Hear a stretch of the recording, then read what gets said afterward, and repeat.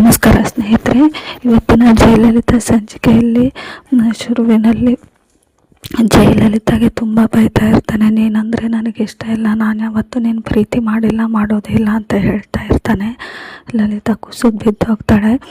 ಆಮೇಲೆ ಕಾಂತರಾಜು, ಅಮ್ಮ ನೀನು ಯಾಕಮ್ಮ ಒಂದು ಹೆಣ್ಣಿನ ಜೀವನ ಹೀಗೆ ಹಾಳು ಮಾಡಿ ನಿನಗೇನು ಸಿಗುತ್ತಮ್ಮ ಅಂತ ಹೇಳ್ತಾನೆ.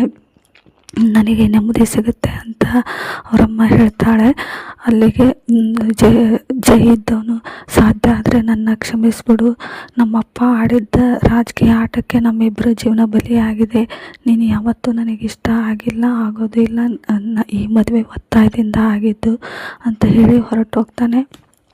ಲಲಿತಾಗೆ ತುಂಬ ದುಃಖ ಆಗುತ್ತೆ. ಅವ್ರ ಅತ್ತೆ ಇದ್ದೋಳು, ನಿನಗೆ ಸ್ವಲ್ಪನಾದರೂ ನಾಚಿಕೆ ಮಾನ ಮರ್ಯಾದೆ ಇದ್ದರೆ ಈ ಮನೆ ಬಿಟ್ಟು ತೊಲಗು ಅಂತ ಹೇಳ್ತಾಳೆ. ಲಲಿತಾ ಎದ್ದು ಮನೆಯಿಂದ ಹೊರಗೆ ಹೋಗ್ತಾಳೆ. ಮನೆಯಿಂದ ಹೊರಗೆ ಹೋದ ತಕ್ಷಣ ಜೈ ರೂಮಲ್ಲಿ ಒಬ್ಬನೇ ಕೂತಿರ್ತಾನೆ.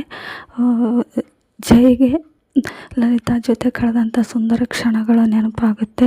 ಅವನ ಮನಸ್ಸು ಅವನಿಗೆ ಹೇಳ್ತಾ ಇರುತ್ತೆ, ನೀನು ಲಲಿತಾನ ಪ್ರೀತಿ ಮಾಡ್ತೀಯ ಅಂತ. ಆದರೆ ಜೈ ಇಲ್ಲ, ನಾನು ಯಾವತ್ತೂ ಅವಳನ್ನ ಪ್ರೀತಿ ಮಾಡಿಲ್ಲ, ಮಾಡೋದು ಇಲ್ಲ ಅಂತ ಹೇಳ್ತಾನೆ.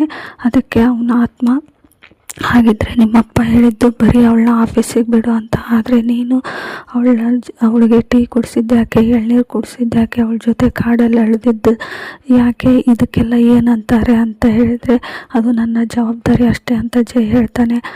ಮತ್ತೆ ಪುನಃ ಅವನ ಆತ್ಮ, ಇಲ್ಲ ನೀನು ಖಂಡಿತ ಅವಳನ್ನು ಪ್ರೀತಿ ಮಾಡ್ತಾ ಇದೀಯ ಅಂತ ಹೇಳುತ್ತೆ. ಆದರೆ ಜೈ ಒಪ್ಪೋದಿಲ್ಲ.